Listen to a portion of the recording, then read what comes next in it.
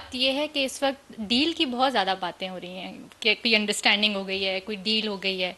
ये आप बताएंगे कि क्या हुआ, क्या है, कुछ हुआ भी है या नहीं हुआ, सिर्फ ऐसे ही चमगोइयाँ चल रही हैं? देखिए, आपने कहा कि सवाल ये है कि डील हो गई है। जवाब ये है कि आपको अपना ये पॉडकास्ट चलाना है।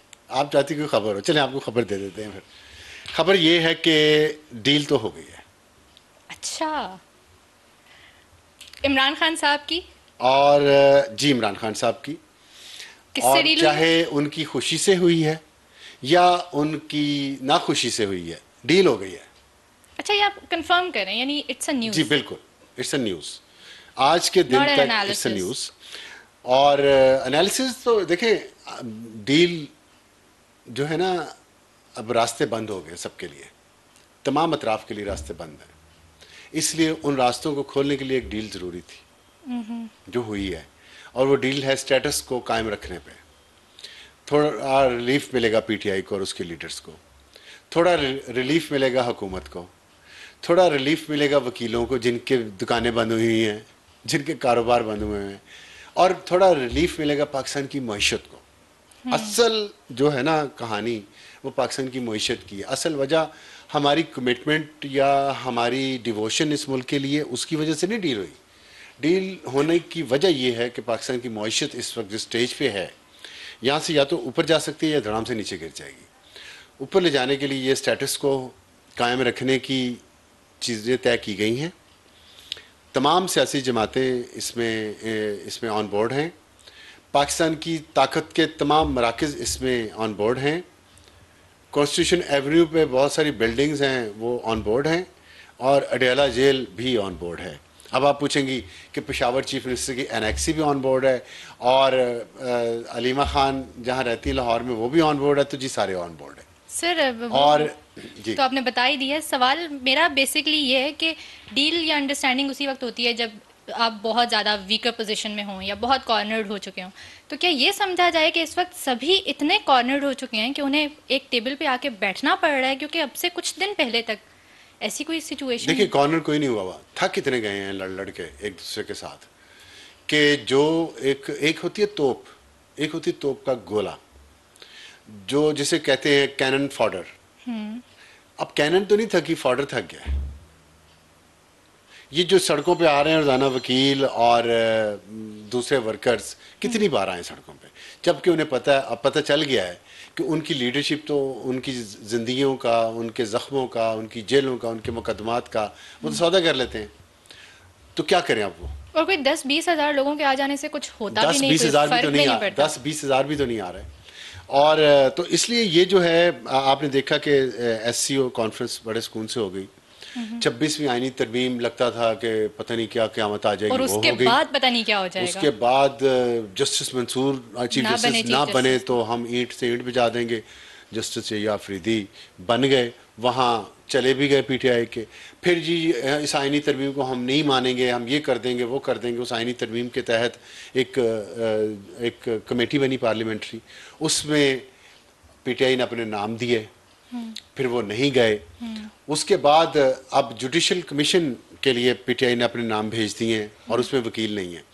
जब ये पीटीआई के वकील किसी का भी नाम नहीं गया ना, तो आप समझ लें कि वकीलों से जो काम लेना था पीटीआई ने और खान साहब ने, वो ले लिया है। इतना की इस्तेमाल करना था, इतना ही उन्होंने इस्तेमाल करना था। अब अच्छा। मेन ओहदों पे वापस पॉलिटिशियंस आएंगे, और वो पॉलिटिशियन पॉलिटिकल प्रोसेस का हिस्सा बनेंगे। मतलब पार्लियामेंट के ज़रिए होगी पॉलिटिक्स, अदलिया के ज़रिए होगी। सड़कों पे जो है वो अब शोर शराबा आपको कम होता हुआ नज़र आएगा। अच्छा, और वजह उसकी मैंने आपको बता दिया, पाकिस्तान की मईशत है। एक सवाल है। जी, सलमान अकरम राजा साहब ने कल गालिबन कहा है कि इमरान खान साहब की रिहाई ना पार्लियामेंट में मुमकिन है, ना अदलिया के जरिए मुमकिन है, वो सिर्फ सड़कों पे उसका फैसला देखिए, होगा। सलमान अकरम राजा साहब बहुत सारे वकीलों की तरह ना उलझे रहते हैं अपने आप में, कंफ्यूज रहते हैं अपने आप में। ये कर लूँ या ना। अल्फ्रेड प्रू फ्रॉक का जो वो था ना, लव सॉन्ग, उसमें उसने लिखा है कि वो एक, अगर आप एक गंडोए को पिन के साथ दीवार पे लगा देना, तो वो हिलता रहता वहीं पे। वो ना ऊपर जा सकता है ना नीचे आ सकता है, वहीं हिलता रहता है। वकीलों का भी बहुत सारा का यही हाल है कि उनको समझ नहीं आती मैं ऊपर जाए या नीचे आए। अभी कुछ दिन पहले इन्होंने कहा, अपनी तारीफ खुद की अपने ट्वीट में, सलमान अकरम राजा साहब ने, कि मैं इन लोगों को ऐसा नहीं हूँ कि मैं सड़कों पे जाऊं और अपना शक्ल दिखा के तस्वीरें बनवा के और मैं वापस आ जाऊं और फिर मैं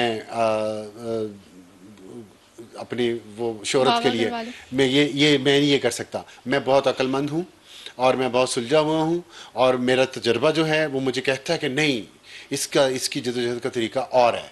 अब जब वो पॉलिटिशियन, वो उस वक्त पॉलिटिशियन जो थी, पॉलिटिकल क्लास वो कर रही थी, अब पॉलिटिकल क्लास की स्ट्रगल बंद हुई है तो साथ ही कुछ बड़े वकीलों की दुकानें भी बंद होने लगी हैं अब, तो अब इस तरफ आ गए। नहीं, लेकिन उन्होंने ये कहा है ना कि 10-20 हजार लोग अगर आप लेके आ जाएंगे तो उससे कोई फर्क तो नहीं खुद पड़ेगा। निकालते 4 लाख लोग उन्होंने कहा है कि तो जब तक निकाले नहीं ना, आएंगे, 4 लाख सेक्रेटरी जनरल नंबर बनाया दिया गया ना इनको, तो कितनी दफा कितने हजार लोग निकाल के लाए ये, जब से सेक्रेटरी जनरल बने हैं। उससे पहले भी तो एमएनए का टिकट भी था इनका। वो कह रहे हैं इसीलिए मैं कॉल भी नहीं दे रहा क्योंकि मुझे पता है कि अभी इतने लोग निकल नहीं सकते, तो जब निकल आएंगे, जब मुझे यकीन होगा तो मैं कॉल दूंगा। वाह, ऐसा ऐसा सुपरस्टार हीरो पॉलिटिशियन हो तो और क्या चाहिए कि जब लोग तैयार होंगे ना तो मुझे बता देना, अभी मैं आराम कर रहा हूँ, तो फिर मैं आ जाऊंगा। ये क्या बात है, निकालने जाके लोगों को कन्विंस करें, लेकिन नहीं करें। ये देखिए, ये बहाने, ये सब तरीके अब चीज़ें वापस ले जाने के, ठंडा करने के माहौल।